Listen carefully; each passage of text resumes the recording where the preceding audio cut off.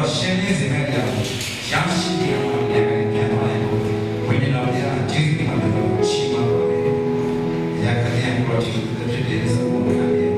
ရှိမှန်းကိုပြုခြင်းအလုံးစုံခန့်တဲ့ operator ရှိတဲ့ညသောဒီရဲ့ရှိမှဆိုစက္ကန့်နဲ့ကြာထောက်ပြတာ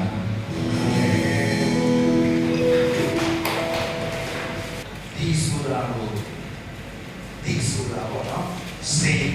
SINGစေဒီဆိုတာကိုလူတိုင်းလုပ်ရတယ်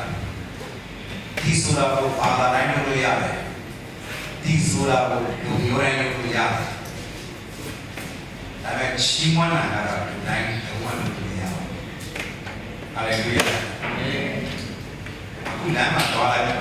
ဦးလေးတို့အတော်တို့တွေ့တဲ့ကိုတက်အသက်ကြီးတဲ့သူတွေဦးလေးတို့အတော်တို့ခေါ်လို့မရောက်လာရတာ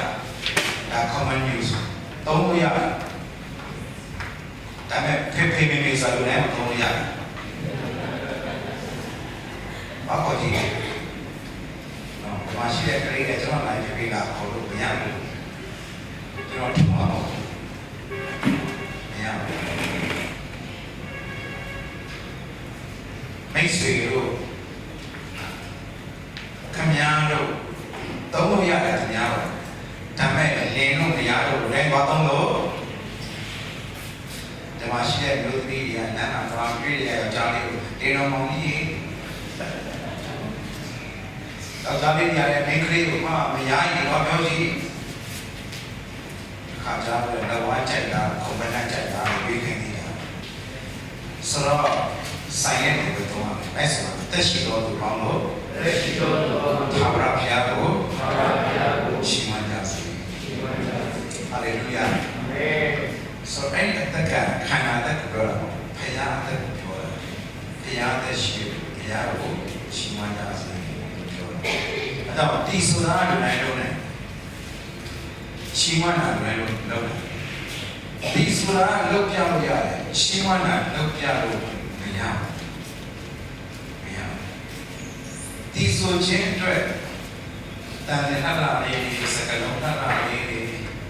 တို့တယ်လူစိတ်ကိုစုမနေတယ်တို့တယ်ဒါပေမဲ့ချီးမွမ်းရတဲ့အဲ့ဒါ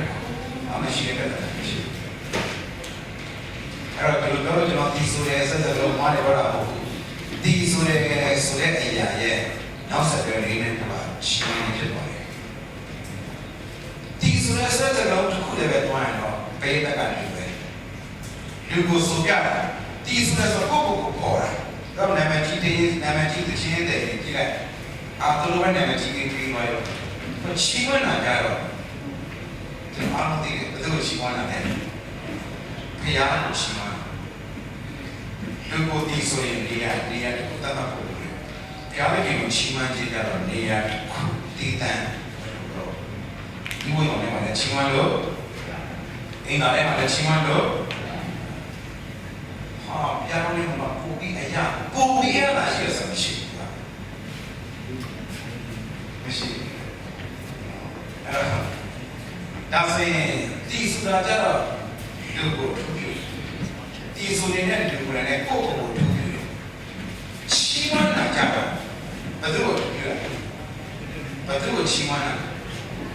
ဒါဆိုရင်ချီးမွမ်းခြင်းကိုနားထောင်နေတာပဲဟယ်လိုဘယ်သူလဲသာဝရကာလတိတကိုယ်တော်ပဲတက္ကဘုရားလည်းဖြစ်တယ်ဟုတ်ပြီနော်အဲ့တော့ဒီနေ့တော့ကျွန်တော်တောင်းပါမယ်ဒီလိုမျိုးဘာလို့ကျွန်တော်က၄နိုင်ရောက်ကျွန်တော်ကချိုးအောင်ကြည့်ရမှာကြည့်ရမှာဆိုတော့ကိစ္စမရှိကြာဖို့ဒီကလည်းကြံခဲ့ဖို့ဒီကလားနောက်တော့ကြာဖို့ဒီကလည်းကြံခဲ့ဖို့ဒီကလားတနေ့မှကျွန်တော်ပြရကနောက်ခုစလုံးဒီကလည်းဆိုတော့ဒီကနေ့ကျွန်တော်တို့ကတော့အရေးရှိပါတယ်အဲ့တော့ကျွန်တော်တို့အနေနဲ့စင်ကြရအောင်နော်တော့ကြာဖို့ပါတယ်နော်ရှင်တော်အမေရိကန်ရှိရှင်တော်အမေရိကန်ရှိအပိုင်းနဲ့တစ်စက်ဆိုရစတဲ့ရှင်တော်အမေရိကန်ရှိအပိုင်းနဲ့စတဲ့လက်စရအောင်ထိုမိမက sorry ထိုမိမကပဲဘယ်ကညာမရှိခြင်းပါဘူးမရှိခြင်းပါသခင်ကိုရှောက်ပြီးအားဒီလေတင်းအမှုကိုမရှိခြင်းအားလုံးလည်းဆိုတာငါဒီလေတင်းအမှုကိုမရှိခြင်းသွားတော့နောက်တစ်ပတ်ဒုစရိုက်တို့မပြုတ်နေဘူးမိန့်တော်မူ၏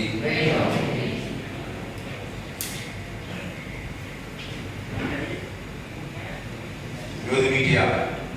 မာယွန်းနဲ့အမှုပြုတယ်ဒါပုံမြင်မဟုတ်ဘူးတန်လိုက်ဟုတ်တကယ်ဖြစ်ခဲ့တဲ့အမျိုးသမီးကမာယွန်းနဲ့အမှုပြုအဲ့ဒါကိုချမ်းမြေ့စာရဲ့ဖာရီရှဲတွေကတွေ့သွားတဲ့အခါမှာအဲ့ဒီအမျိုးသမီးကိုတကယ်ရှုရှိကိုခေါ်လာခဲ့တမန်တော်တင်တဲ့တိုင်းဆိုဒီအမျိုးသမီးကိုဘာလို့လဲကြောက်ခဲနေဖြစ်တဲ့စဉ်းစားကြည့်တော့ဒီမျိုးသမီးညမှာတင်ကြည့်ဒါနဲ့တခါလဲပို့တယ်တနေ့လည်းပြတယ်လို့ရှင်းနေတယ်တော့သေးတယ်ခဲနဲ့မသိမချင်းပေါက်တဲ့တိမ်မပဲခဲပေါက်တော့ရရတယ်မသိမချင်းပေါက်တဲ့ခံရဒါမှအပြစ်ပြုထားပြီးအပြစ်ရှိနေတယ်တင်ငယ်သွားသူ့အပြစ်နဲ့တင်ငယ်သွားသူရှိနေတယ်အဲ့ဒီမှာချမ်းမြေ့စာရဲ့ဖာရီရှဲတဲ့ဒီမျိုးသမီးကိုအပြစ်တင်ဖို့အပြစ်စီရင်ဖို့အတွက်တကယ်တော့တကယ်ရှုတဲ့သူပြစ်ရှာနေတာရောက်လာတော့မှတကယ်ရှုဒီလိုပြောတယ်ဒါနဲ့တကယ်ရှုတော့ပဲပြောတယ်ကျွန်တော်တို့သိတယ်ပြောတယ်ဘာပြောလဲဒီကျွတ်ပြောတဲ့တိုင်းရှိတယ်ဘာမှမပြောဘူးဘာပြောလဲတကယ်ရှုအနေနဲ့အဲ့ဒါမတော်သေးဘူးလေအဲ့ဒါနောက်ဆုံးကြော်ပတ်လိုက်တာသူ့အပေါ်ဟာလည်းရှိသေးတယ်မင်းတို့ထဲမှာအဲ့ဒီလူတွေကဒီလူတွေဘာလို့ချင်လဲတက်ချင်တာသူတို့ဘယ်လိုလုပ်တာပါလဲကြောက်ခင်းနဲ့ပေါက်တာဆိုဒီလူတွေကိုသူကဘာမှမမြင်နေတာအဖြစ်ပဲမြင်နေတာအဖြစ်ပဲမြင်နေတာသူ့မှာရှိတဲ့အဖြစ်တိုင်းသူဘာလို့လဲစီရင်တယ်ဆိုဒီလူတွေကဒီမျိုးသမီးကိုအပြစ်လို့ချင်တာလားအပြစ်စီရင်နေတာလားအပြစ်စီရင်နေတာအဲ့ဒီအပြစ်စီရင်ရဲ့နေထဲမှာခဲနဲ့ပေါက်တဲ့ဆိုဒီမျိုးသမီးကဒီအပြစ်နဲ့ဆိုတေချာတော့ခဲနဲ့ပေါက်တဲ့ခံရမယ်ဆိုတော့ဒီလူတွေကလည်းလာတဲ့အခါမှာဒီမျိုးသမီးအပြစ်တိုင်းခဲနဲ့ပေါက်တဲ့ကိုတကယ်ရှုပြောတဲ့အခါမှာကျွန်တော်တကယ်ရှုနေမှာရှိပါတော့ဆိုတကယ်ရှုအဲ့ဒါဘာပြန်ပြောလဲမင်းတို့ထဲမှာအပြစ်မရှိတဲ့သူကအဲ့ဒီအမျိုးသမီးကိုခဲနဲ့ပေါက်လိုက်တော့ကြည့်တော့မင်းတို့ထဲမှာအပြစ်မရှိဘူးလို့ကိုမြင်တဲ့သူကအဲ့ဒီအမျိုးသမီးကိုခဲနဲ့စပေါက်ပါစားတော့ပေါ့တိသွားကြတယ်အဲ့တော့ပေါက်လို့ရတယ်တရားနာလို့ထွက်သွားတယ်တရားနာလို့ထွက်သွားပြီတရားမှမချင်တော့အကုန်ထွက်သွားတာအဲ့ဒီခဲနဲ့ပေါက်တာဘာလို့လဲဆိုတော့ဒီမျိုးသမီးအလဲတဲ့မှာခံတော့ပေါက်ဝင်အားမှာခဲကန်တော့ဘေးနားမှာအကုန်အစင်တဲ့ ready ဖြစ်နေတယ်ဒီမှာစီရင်ဖို့ဆိုတာအများကြီးနော်ဘယ်ချိန်ပြင်စနေတယ်မသိဘူးအဲ့ဒါအစင်တဲ့ ready ပဲတခါလေအဲ့ဒါပြည့်ပြည့်မလို့ကြာပြည့်ပြည့်နဲ့လူခဲနဲ့စားတော့ဘာပြောတော့အကုန်လုံးပူစီရှုပ်တဲ့သွားတာအဲ့ချင်ဘေးရောက်ပြီးရှဲသွားပြီးတော့အဲ့အမျိုးသမီးတိတ်ရောက်တယ်ပဲချင်အဲ့ဒီနေရာမှာမျက်စိနဲ့မြင်ကြည့်တကယ်ကျွေးအဲ့မျိုးသမီးတယောက်ပဲရှိတော့အဲ့လိုတကယ်ရှိတော့ပြောပြီးတော့မှမင်းတို့တဲ့အဖြစ်ပြင်းတွေခဲနဲ့ပေါက်သွားလို့မပြောခင်မှာသူတို့ကမောရှိတဲ့တိုင်းဆိုတော့မဟုတ်တဲ့တိုင်းဆိုဒီလိုမျိုးခဲနဲ့ပေါက်တိုင်းရမယ်လို့စီရမယ်လို့ပြောတဲ့အချိန်မှာတကယ်ရှိတော့ဘာလို့လဲဆိုတော့အောက်မဟုတ်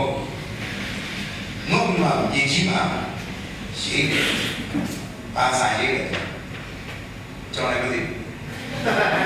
မသိဘူးတော့အဲ့ဒါဆွေးနွေးဖို့လာတာမဟုတ်ဆိုတော့တင်ကြရတဲ့တကယ်ရှိမှမောကြည့်ကလားငုံနေတာဘာဖြစ်လို့ငုံနေတယ်လဲသိလားရှိသူတို့ဘာလို့စီနဲ့မျက်နှာနဲ့ထောင်းပုံကိုရေးရှိကြည့်တယ်မာနနဲ့ရေးလောစိတ်ဝင်စားဘူးကောင်းငုံထားတာခဏနေမှာမျက်နှာကိုမောလိုက်တော့ပြီးတော့တည်း ပြည့်ကင်းတဲ့စားတော့ပြောတဲ့အချိန်မှာတရားတော့တရားကပြန်ထွက်သွားပြီးတော့အဲ့ဒီအမျိုးသမီးတယောက်ပြောရင်ချင်သူစဉ်းစားနေတယ်ဒီပုဂ္ဂိုလ်ကဘာလို့လဲသူရမ်းပြောနေတယ်ဟာဘာလို့လဲတကယ်ရှိတယ်နာမည်စီဟာလေလုယာဘယ်ကောလို့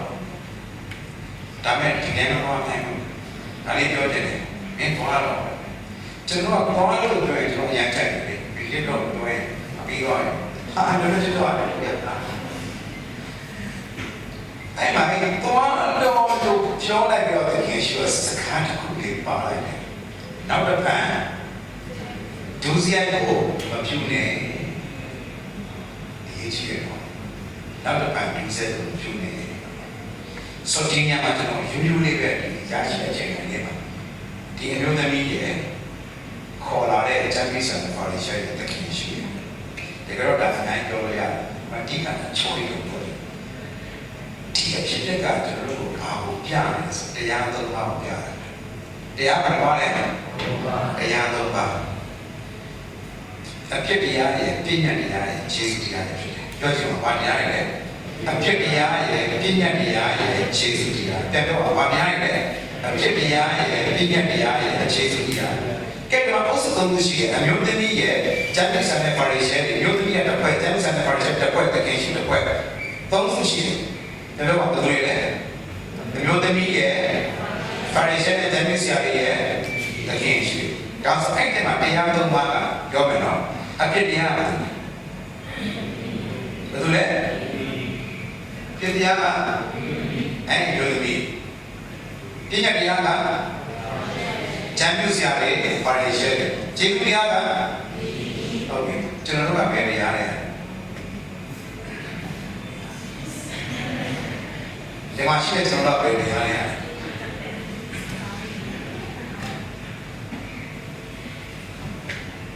တရားကတော့ကျွန်တော်အားလုံးအဲ့ဒီအမျိုးသမီးတွေအတူတူဖြစ်ရတယ်မနေကြလို့မရမရှိကြလို့မရငါအဲ့ဒါနဲ့မဆိုင်ပါဘူးလို့လုံးဝပြောလို့မရဒီဘာလို့မျိုးပဲဖြစ်ဖြစ်ဒီဘာသာနဲ့ဖြစ်ဖြစ်တင်းရမယ်ဘလောက်ပဲအစင်တမ်းမြင့်မြင့်ဘလောက်ပဲပညာတက်ကျွန်တော်အားလုံးတော့ပါလေလူတယောက်ဖြစ်နေဝေးထွားလာခဲ့ကွာအဲ့ဒီအမျိုးသမီးရဲ့အုပ်စုဝင်ဖြစ်တယ်ဒီလိုနဲ့ကျွန်တော်သိပါဘူးပြည်တော်ပြည်ကျွန်တော်အများကြီးစီရကြတယ်ဒါလေးပဲကျွန်တော်နဲ့ဒီလိုသမီးအတူတူဖြစ်တယ်သူအပြစ်ရှိတယ်လို့ကျွန်တော်လည်းအပြစ်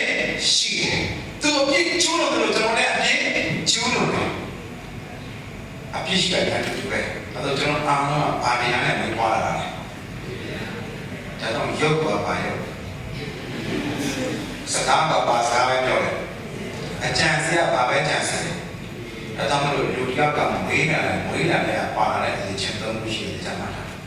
လူတယောက်ကမွေးတဲ့ကပါလာတဲ့အချင်းသုံးခုရှိတယ်အဲ့ဒါနံပါတ်1ကအပြစ်လုပ်တတ်တယ်နံပါတ်1ကအပြစ်လုပ်ခြင်းနံပါတ်2ကအပြစ်လုပ်တတ်တယ်နံပါတ်3ကအပြစ်လုပ်နိုင်တယ်ပြောကြည့်တော့1ကပါလဲအပြစ်လုပ်ခြင်း2ကပါလဲအပြစ်လုပ်တတ်တယ်3ကအပြစ်လုပ်နိုင်တယ်ဟုတ်လားမဟုတ်လားဆိုတော့ကျွန်တော်ဒီကနေ online နဲ့ရှိတယ်ကျွန်တော်အားလုံးတည်ဝင် online ကြည့်နေတဲ့လူတွေဖြေပါကဲဒီမှာရှိတဲ့လူတွေအားလုံးအခုမေးပြီးတော့အစမ်းပေးတာတော့တကယ်ပေးတာအပြစ်မလုပ်ချင်လားလို့ရှိတာတော့ပါအပြစ်မလုပ်ချင်လားလို့အမှန်တည်းတော့မလေးပါတော့မလုပ်ချင်တော့ဘာညာအဲ့ဒါတော့ဟုတ်ပြီအပြစ်မလုပ်ချင်လို့ထင်လားတော့မထင်ရ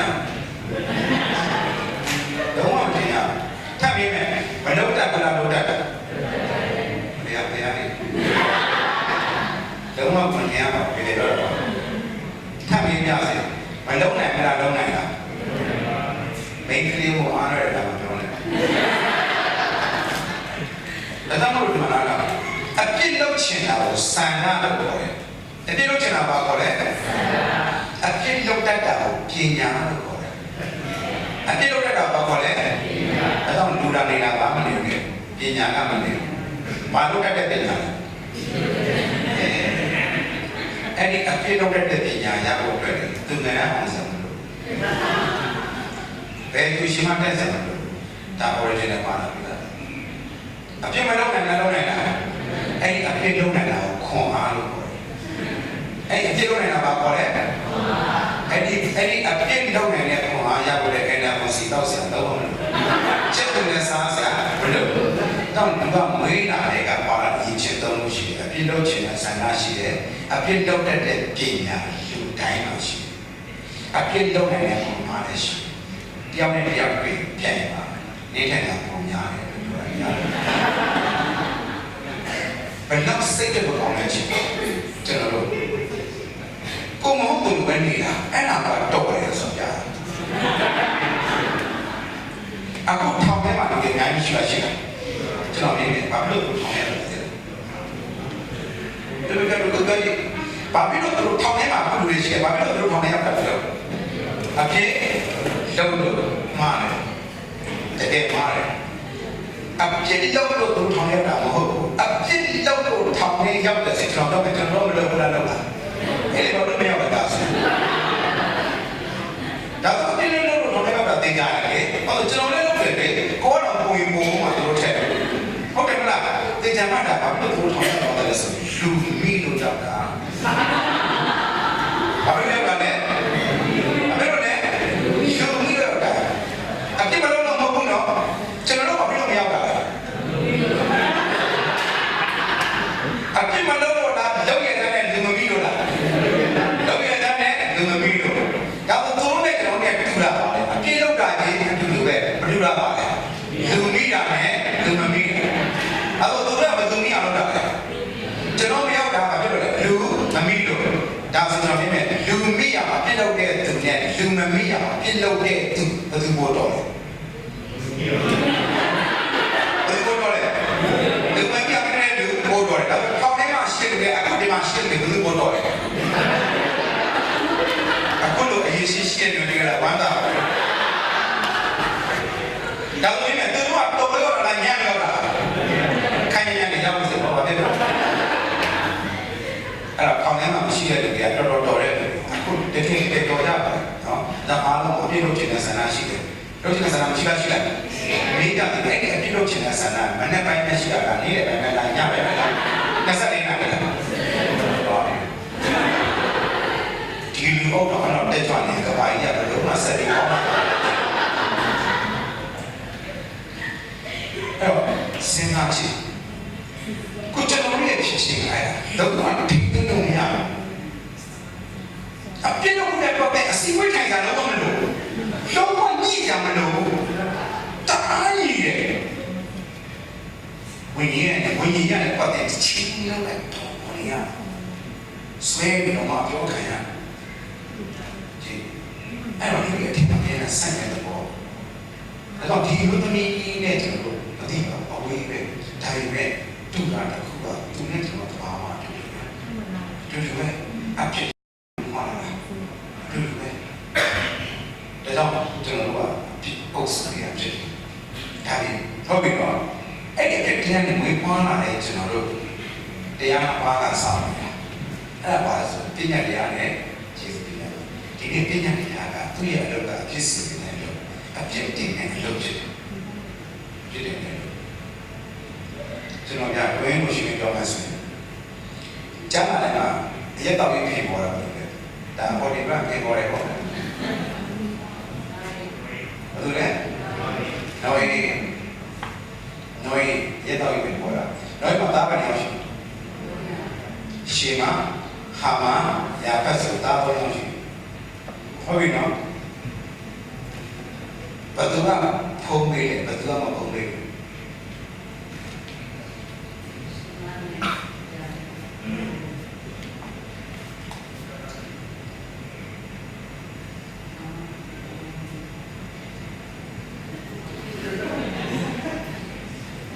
မိမိလာတော့မှာအဲ့တော့ရှေမဟာမရာဖတ်အဲ့အလေဟာမလို့ခေါ်တယ်အဲ့ဟာမကတွေ့ပြီးကြည့်ရတာအဲ့ဟာမလို့ရောကလေးမှာမင်းလေးပေါ့အဲ့အလေအဲ့ဒီရှေမလည်းကတော့မှရှေမဟာမရာဖတ် ရှေ့မနဲ့ရာဘက်ကသူ့အဖေရဲ့ရှက်ကိုဖုံးဖို့အတွက်အဲ့ဒီလေကဟာမတ်စ်ရဲ့ဒီကွာသူကတွေ့ရမှာတွေ့ရတယ်မဖုံးနေရှောက်တော့အဲ့မှာအဲ့ဒီရှေ့မနဲ့ရာဘက်ကအဖေရဲ့ရှက်ကိုဖုံးနေတဲ့တော့နောက်ပြန်ပါကြည့်တော့လည်းနောက်ပြန်ပါအဲ့ဒီအကောင်ကြီးရတာဆက်ပုံနေတယ်အဲ့တော့ဘုံရှိတယ်အဲ့ဆိုပေါ်တယ်ပေါ်တယ်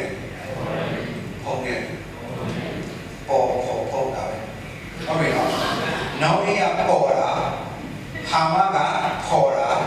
ရှေ့မနဲ့ရဘက်ကပုံတယ်အဲ့ကျွန်တော်တကယ်တော့ဖြတ်နေရှင်တာဖြစ်ပေါ်နေတယ်ကြည့်ရတယ်နားလိုက်ပေါ်တာအပြစ်စီရင်တဲ့လုပ်မယ်လို့ပြည့်ညက်ရတဲ့စပါးတဲ့စတော့ဘယ်လိုမှမလုပ်နိုင်ဘူးဒါပေမဲ့တခင်ယေရှုကလောကကိုလာတဲ့အခါမှာကျွန်တော်တို့ပြည့်တယ်မှာလည်းပြန်ပေါ့ဟာလေလုယာအပြစ်ကိုအပြစ်တော့စီနေပြန်ပေါ့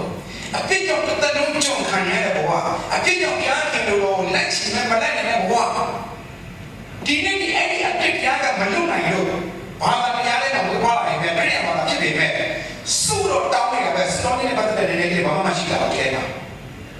သူများချီးမွမ်းတဲ့ကိုယ်နဲ့ဆိုတာပဲရှိတယ်အထက်မှာနေနေဘာမှမခံစားတာဘူးဘာလို့လဲအပြစ်တရားအပြစ်သားတရားကလုတ်ပြီးဆိုနေတာအဲ့ဒါကျွန်တော်အဲ့ဒီမှာပါတယ်လားစဉ်းစားဆိုဘုရားကလည်းဖြစ်စီလုံးဝအဲ့ဒီကနေလွတ်လာဘယ်တော့မှလည်းဘာနဲ့မှမတူတဲ့တော်ဘာအတဲ့ကိုဘုရားဖန်ဆင်းတယ်အသက်ဆက်ဆက်တာစေတယ်ဆက်ဆက်တာဒါကြောင့်တကယ်ရှိတာဒီလိုတည်းမစီယေရှုကလည်းဘောပါတယ်ဘယ်လိုလဲဘောတော့ဒါပေမဲ့တခုရှိတယ်ဘာသာမပါလေနောက်တစ်ပတ်ဒီစက်ဒီမှာတော့ဒီမှာလေဒီလိုလေးပဲဘုရားသားသမီးဖြစ်ပြီးတဲ့လူတရားဘုရားရဲ့အဖြစ်လို့ချင်းခံစားတဲ့လူတရားဘုရားရဲ့စီရင်ကနေလွတ်သွားတဲ့သူတရားပြည့်တဲ့တရားကစီရင်ပေမဲ့ဘုရားကမစီရင်ဘူးဘုရားရဲ့စီရင်ကနေလောကတရားမှာတရားလွတ်သွားကျွတ်သွားတဲ့ဘုရားသားသမီးဘောနေကအဲ့ဒီတကယ်ဒီစီရင်ကိုရတော့တဲ့လူတရားကိုဘုရားကပါလို့ရှိတယ်ဆိုတော့နောက်တစ်ခါဘာမှပြုဖို့လို့ရှိတယ်ဒုစရိုက်ကိုမပြုဖို့လို့ရှိတယ်ဒီနေရာမှာပိုင်းခြားတဲ့ဖို့ကိုတော့ချင်ပါတယ်ဒုစရိုက်မပြုလို့ဘုရားသားဖြစ်တာမဟုတ်ပါဘူးဟုတ်ပြီနော်ဒုစရိုက်မပြုလို့ပြောင်းလဲတာမဟုတ်ဘူးဒုစရိုက်မပြုလို့လူသစ်ဖြစ်တာမဟုတ်ဘူးဒုစရိုက်မပြုလို့ဘောနေငယ်ဖြစ်တာမဟုတ်ဘူးသို့တော့ဘောနေငယ်လူသစ်ဖြစ်ပြီးတဲ့နောက်ပိုင်းကိုတော့ဘာမှမဖြစ်ပြန်နေလို့ရှိတယ်ဘာကြောင့်လဲဆိုတရားခင်ကသူ့ရဲ့သားသမီးတွေအားလုံးကတန့်ရှင်းတဲ့အတ္တမှာတန့်ရှင်းလို့ပြန်ပြီးလို့ရှိတယ်တန့်ရှင်းတဲ့စကားတွေပြောဖို့လို့ရှိတယ်တန့်ရှင်းတဲ့အတွေးတွေထွက်လာဖို့ပြန်နေလို့ရှိတယ်အဲ့ဒီတန့်ရှင်းစေခြင်းဟာနောက်တော့လည်းပါတယ်တန့်ရှင်းဆိုတာတန့်ရှင်းလို့ဘုရားသားဖြစ်တာမဟုတ်တော့ဘုရားသားဖြစ်ပြီးတဲ့နောက်ပိုင်းတော့တန့်ရှင်းတာတန့်ရှင်းတာကျွန်တော်မျိုးသမီးကျွန်တော်နဲ့အိမ်တော်ပြုပြီးတဲ့နောက်ပိုင်းကျွန်တော်နဲ့အိမ်တော်ပြုပြီးတာလည်းတရားဝင်သက်ထပ်ပြန်သွားကျွန်တော်ရဲ့စနေနေတာပဲအဲ့နောက်ပိုင်းကျွန်တော်တို့ဒီမလျှော်ပေးတာလျှော်ပေးတာလျှော်ပေးရေးမယ်နော်အဝိရှော်လို့မရဖြစ်တာလားမရဖြစ်လို့ဝိရှော်တာမရဖြစ်လို့ဝိရှော်တာအဝိရှော်လို့မရဖြစ်ကျွန်တော်မပုံတော့မပုံတော့အများကြီးပဲကျွန်တော်နေမှာကျွန်တော်တည်းတော့ပဲကျွန်တော်ဝိနေလျှော်ပေးတဲ့လူတွေအများကြီးနေငါများတော့ပြောကြည့်ပါနောက်တစ်ခါအဲ့တော့တော့ဘာရောက်တော့ဒါပေမဲ့မရဖြစ်နေတော့ပဲပါတော့တယ်ဝိရှော်ဒါဆိုကျွန်တော်မျိုးသမီးကျွန်တော်ဝိနေလျှော်ပေးတဲ့နေကရှိမှရှိတာနေငါများမဟုတ်တော့ပြောလို့ရမလားမရဝိရှော်နေမရမယ်မရတဲ့ဒီငါမရတိတ်မဟုတ်ဘူးလို့လေမရရှော်တဲ့စကားမရတဲ့လည်းမတော်ရင်မရတဲ့တိတ်ရမှလည်းအတူတူပဲအဲ့တော့ဘုရားသားဖြစ်နေတာပဲဒုစရိုက်ပြုတဲ့ဘုရားသားမရှိတာမပြုတဲ့ဘုရားသားမရှိတာအဲ့ဘုရားသားကဘယ်လိုဘုရားသားကိုလုပ်ချင်တာလဲဒုစရိုက်မပြုတဲ့ဘုရားသားဒီနေ့မှာတော့ရှိတယ်အဲ့ဒီဒုစရိုက်ကိုမပြုကိုကျွန်တော်တို့မကန်နိုင်ဘူးနောက်တစ်ခါဒုစရိုက်ကိုမပြုနဲ့ဘုရားရဲ့စကားတော်ကိုစိတ်ချ ရှင်အလုံးအဲ့ဒီဆက်ကိုရှောင်တတ်တာငါမလို့ပေါ့ဒီဆက်ကိုငါမလို့အဲ့ငါနဲ့မလို့တော့ဘယ်ပို့ဆိုသွားမှာကိုတော့ဒီဒီဆက်ကိုကျွန်တော်ဒီမှာဆွမ်းလို့ဘယ်လုံးမရတော့ရှေ့ရတာဖုန်းလေးနဲ့တောင်းလိုက်ကြားထဲမှာထည့်တယ်ပါပဲဒီမှာဘယ်လုံးမဆွမ်းနိုင်ဘူးစကားပြောဆိုတဲ့ကံငုံထားတဲ့အနေနဲ့ကျွန်တော်ဘယ်လိုမှမဆုံးနိုင်ပါဘူးဆိုတဲ့အားလေးတချို့မသိပါဆိုတော့တော်တော်ပြောတာသိဖို့နဲ့ခိုင်ပြီးပြောတာပါကလေးတို့မှာအစည်းအဝေးလုပ်လို့ရှိရင်ဟိုကောင်းတယ်အစုံမတက်ခင်မှာတခါလေးနားတယ်ခဏနားရအောင်ဒါလို့ဘာလို့ခေါ်လဲဆိုတော့ခိုင်ပြီးကုန်ချင်းဒါဘူးအဲ့တော့ပြောချင်တယ်နောက်တစ်ပိုင်းတစ်စက်ပြုပြနေလို့ရှိတယ်ချစ်တော်မိတ်ဆွေဒီကနေ့ကျွန်တော်အားဖြင့်ဘုရားသားသမီးတွေတန်တန်လေးဘုရားကောင်းကြီးကိုခံစားဖို့တော့ဘုရားကောင်းတော်ထင်ရှားဖို့သူရဲ့တတ်ထန်ထင်ရှားပြီးထင်နေတဲ့ပေါ်လွင်နေဖို့အတွက်တန်ရှင်းတဲ့အသက်တာနဲ့အသက်ရှင်ဖို့ဘုရားလည်းကျွန်တော်တို့လို့ရှိတယ်စင်ကြယ်တဲ့ဩဝါဒတမန်ကျန်တဲ့ဒီရဲ့ဩဝါဒတွေတို့ပြောဖို့လေခံရဖို့လေဘုရားလည်းလို့ရှိတယ်ဒါကြောင့်ကျွန်တော်တို့ကနံပါတ်1တင်ပြီးအပြည့်လို့ခြင်းကိုခံစားရမယ်။ဒါမျိုးလို့ရှိတယ်။အဲ့ဒီအပြည့်လို့ခြင်းကိုခံစားရပြီးတကယ်သိချရဲ့အဲ့ဒီနောက်ပိုင်းဖြန်းနေလို့မရှိရဘူးရှောင်းပြီးအသက်ရှင်ဖို့ဖြန်းနေလို့ရှိတယ်။ဘာကြောင့်လဲဆိုတော့အလင်းဖြစ်တယ်။ဖြန်းကျွန်တော်တို့အလင်းဖြစ်နေတာပဲ။စားဖြစ်နေတာပဲ။ထောင်နာနဲ့အသက်ရှင်ဖို့အားလုံးနဲ့နေတာလေဝိသားခြင်းပါ။ဒါဆိုတော့တော့မယ်နော်။အဲ့တော့အဆုံးသတ်တော့မယ်ကျွန်တော်တို့ကအခုဘယ်အောင်စရဘယ်အောင်စရလဲအပြည့်အောင်စရလဲပြည့်အောင်စရကျေးဇူးအောင်စရကျေးဇူးတော်အောင်စရမေးပွားတော့ဘယ်အောင်စရလဲအပြည့်အောင်စရအဲ့ဒီကနေတဝက်ထလာလားအာမထလာလားအကုန်ထလာလားဒါလို့ကျွန်တော်ယာလုံးရဲ့ဘယ်နေရာလဲပါလဲဟာလေလုယာကျေးဇူးတော်ရှင်ဘုရားကျေးဇူးတော်တတ်တဲ့နဲ့အကောင်းဆုံးပို့ဆောင်ပါတော်စေရောက်စတဲ့ကောင်းရှိပါစေ